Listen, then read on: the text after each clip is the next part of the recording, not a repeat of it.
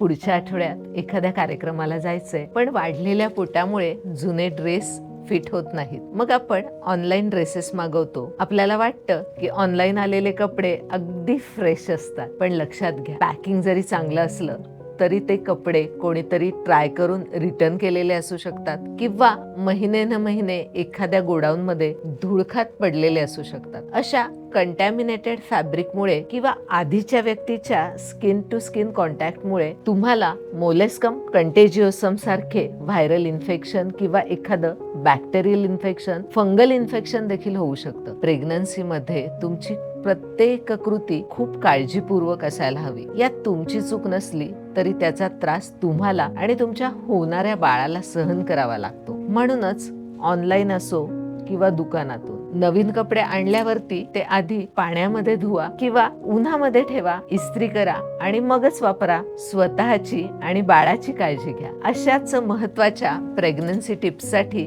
मला नक्की फॉलो करा.